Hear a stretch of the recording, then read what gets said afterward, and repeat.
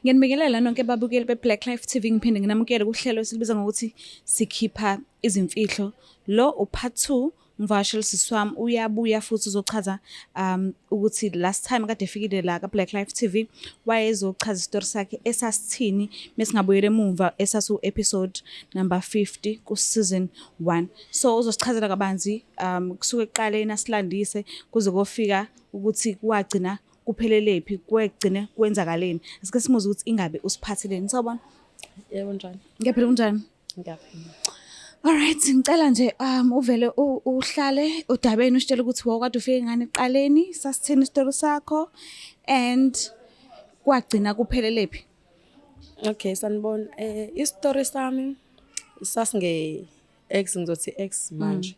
Ya eyayikade ifuna ukuba nengane, kwenzeka salala. Yena wase eyitshela ukuthi mina ngikhulelwe, lokho ethi ngikhulelwe mangihambe ngikliniki.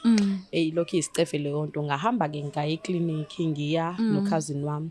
Besifike ekliniki kwawukuthi cousin wami ukhulelwe mina ngikhulelwanga. Mase ngathi uthi ngidlale ngaye, ngithi ngikhulelwe, ngamtshela ukuthi hayi ngikhulelwe. Ayena umfana ke wavele washeshe watshela umndeni Oh Lord, ukuthi hayi ke mabalindele ingane. Ngangasakwazi ukuthi ngisho ngaleso sikhathi ukuthi hayibo ngiyadlala, kwawukuthi ke hayi ke ngaqhubeka naso istory ukuthi hayi ke mina ngizikhulelelo. Wafuna iproof yekhadi, ngagijima ngaya kamngani ngiyofuna ikhadi, ngadabula ikhadi nganamathisela unegative ngabhala upositive. Umfana ekhambeni kwesikhathi wafuna ukuhlangana nabantu basekhaya. yes. Khuluma nabantu basekhaya ke ngathi ngizomnikeza inamba ka-auntie because yena engikhonayo ukuxoxa naye. Kodwa ngangamnikeza inamba ya-auntie, ngamnikeza inamba yami mngani wami. Bathe mebekhuluma Wazenza u-auntie. wazenza u-auntie. Okay. Bathe mebekhuluma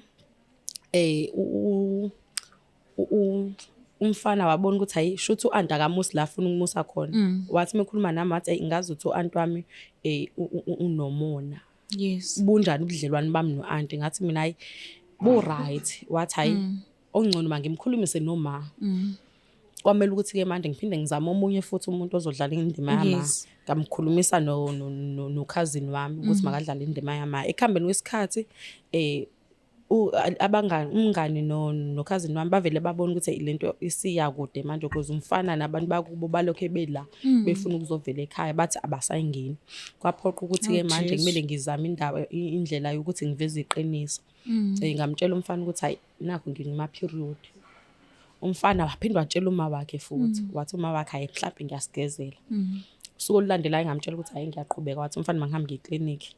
Kanti kuzoqanda nokuthi ekhaya ngithunywe, kodwa ngaqamba amanga ngomfana ngathi ngiya ekliniki vele ngiyazazi ukuthi anginankinga. Ngangayibambi ifoni ngoba ngangikade ngisetown kunomsindo. Ekhathazekile share ama message. Kwathi mase kulethe ngibuza ukuthi ngilene ekliniki kwenzakalani. Ngamtshela ukuthi hayi ngile ekliniki kuthiwa mina angikhulelwanga, ngikaze ngikhulelwe vele. Mhlawumbe ngachamela esitsheni sentombazane ekade ekhulelwe. Umfana akakaze ngaze angithembe because bekade azi umuntu wami bekade ngijola naye eThekwini.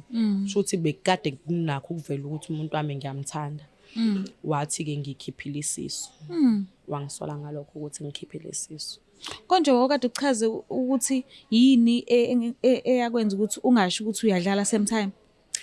Ukuthi ngimtshela nje umfana ukuthi ngikhulelwe, yena wave washeshe wazisa umndeni. Kwayilokho ukuthi manje yabo so bangathi ngenzela nabantu abadala isilimo. Yo. So ke konje wafonela umuntu wakho umchazela ufuna ukukhipha imfihlo kuyena? Ngafonela yona ex yami ngitshela ukuthi kahle kahle angikazi ngikhulelwe njoba mina ngangivele ngidlala nasekuqaleni ukuthi ngikhulelwe. Iyayinjani call? The time kade nikhuluma konje wakuhlafuna noma? Waphatheka kabi, wangithuka, wathi akafuna uphinda ngibone. So walithola ke ithuba lokuthi uyokukhuluma naye ubuso nobuso? Angifuni uqamba amanga njoba ngila eThekwini yena esemakhaya kunzima ukuthi sibonane nje sihlangane, kodwa ke ngiyaye ngizizwe ezinye izinto azisho ebantwini abantu bangibuyisela ukuthi umfana Sure. So kuze kube manje awukazi uzothola ithuba lokuthi ubonene naye nikhulumisana? angakaze ngize ngilithole kodwa umfana yena sewa-move on ngoba sewayishadela. Oh, usashada? Sewashada. Nami ngalana ngaqhubeka nempilo, ngagana. Kodwa-ke Okay. umkhazini wami uke wahlangana futhi naye umfana lo. Behlangana nomfana, emtshela ngokugana kwami-ke, shuthi umfana waphatheka kabi ukuthi ngiganile. Shuthi vele bengivele ngimenze isilima sonke lesikhathi, wezoyikhuza kuze kube nini indaba yami nalo mfana wami. So wena waqhubeka wagana kule boyfriend owunayo ekuqaleni yakade naye nalo wamqambela manga ukuthi ukhulelwe ingane yakhe okusawuyena loyo. Kusawuyena. Yena-ke the time kade ebona le video le kade ufuna ukutshela umuntu wakhe ukuthi umkhiphela imfihlo yokuthi awukazi uzukhulelwe, wathini? Yo, kwaba inkinga kodwa phela ngazama ukumchazisela umuntu wami ukuthi kahle kahle kwenzakalani, and ngamtshela ukuthi ngaleso sikhathi mina ngenza izinto ezikanjena ingoba futhi kwayinathi i-relationship yethu yayingekho right ngenxa ye-distance.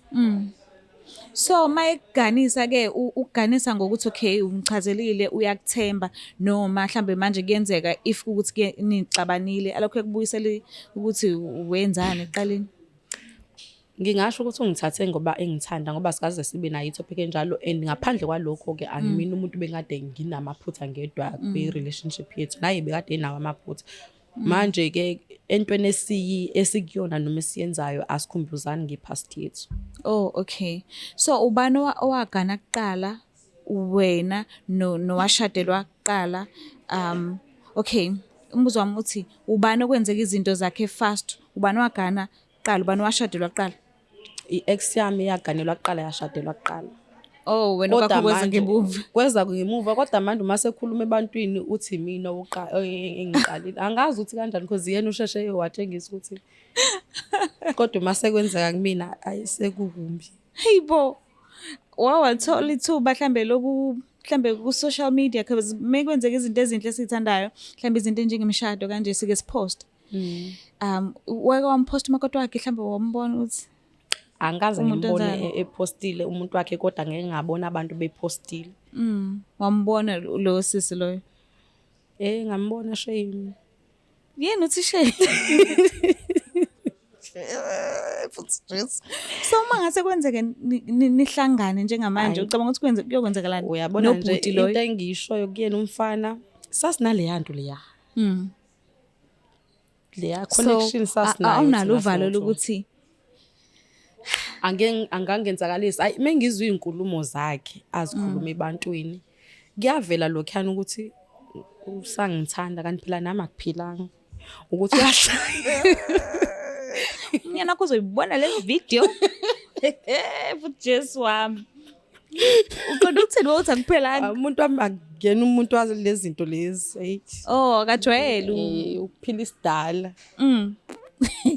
So ungathini-ke ukukhulisa labo sisi laba abasaqamba amanga ukuthi bakhulelwe ekubeni mhlambe bafuna mhlambe basothi bebona ukuthi i-relationship isiyaphela, umuntu mase efuna ukuyibamba ngokuthi athi aqamba amanga ngokuthi ukhulelwe? Ungathini kulowo muntu loyo oqamba amanga ngesisu, into enkulu kanje? Uyabo mina ngisifundile isifundo nangendlela owayekhuluma. Okokuqala nje ngalesikhathi ngiconfessa ukuthi lento ngangimtshela yona kuyona ekanjena, indlela wekhuluma ngayo ngabuza ubuhlungu ngaphakathi kuyena kumbi ngoba mhlawumbe kuba ngiseduze kwakhe noma ngimtshela sibhekene kanjena ungabe khulunywa okunye mhlambe ngabe wakubamba nje. Lento inkinga kakhulu ngoba kwesinye isikhathi uyadlala ngomuntu obafisayo abantwana, umnikeza ithemba elingekho ngoba naye abantwana bekade wengenabo efisa ukuba nabantwana. Manje lento yokuthi shothi wajabula kakhulu ukuthi okay ngizoba nomntwana manje uma somshintshisa lapho angakwenzakalisa.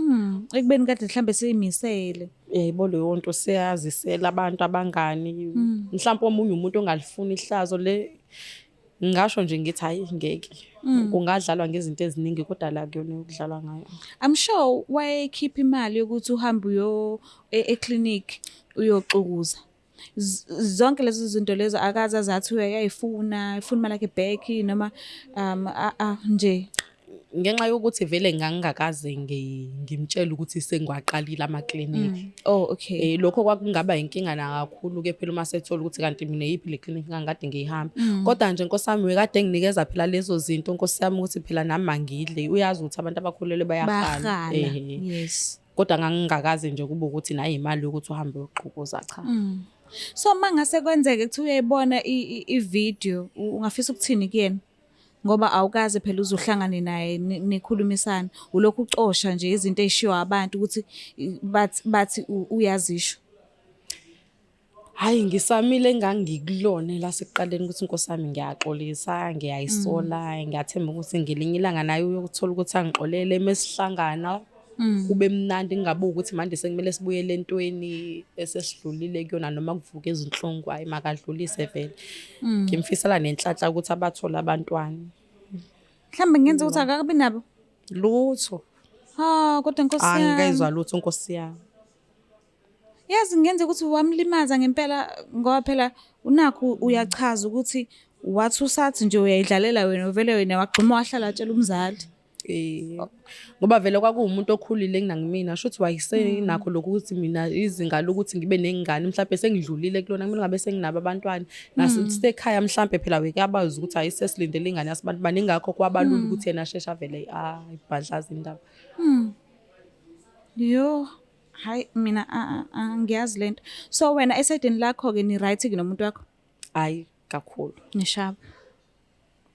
Uthini awukazi uzuze ngezinto ekuthiwa ama-generational curses. Osukukwenzile kuyazibuyela bathi umlando uyaziphinda. So uma sekuthiwa iyenzeka lento le kubazukulu bakho aqamba amanga ngesisu uthola ukuthi umuntu wakhe mhlawumbe kuze kufike ekuthenini uyamlimaza because mhlawumbe kungenzeka ukuthi beyifuna ngempela ingane. Hayi ngingayisola mina ngingabuya ukuthi mhlawumbe nami indlela esengizwisa ngayo ubuhlungu ngoba phela ubuhlungu okungaziwa ingane yami noma umzukulu wami kuza straight enhlizweni. Yes. Ngingabuya ukuthi hayi ngishawa ngezami angifisi futhi ukuthi kwenzeke. And ikhama ayiduki iyayazi address. Yo angiyifisi into efana naleyo. Sibonga kakhulu ke ukuthi uzivakashele uzosichazela kabanzi ukuthi kwakade kwagcina kwenzeke kanjani. Ngesimo sakho kade uzizele la ekhaya. Sibonga kakhulu. Ngikufisela inhlanhla ke kukona konke ke. Yebo, ngiyabonga. Mbukele lapha ekhaya. Siyacela ukuthi ungakhohlwa ukuthi usubscribe, ulike, ushare. Ngiyanithanda kakhulu. Bye. Is the Black Life TV.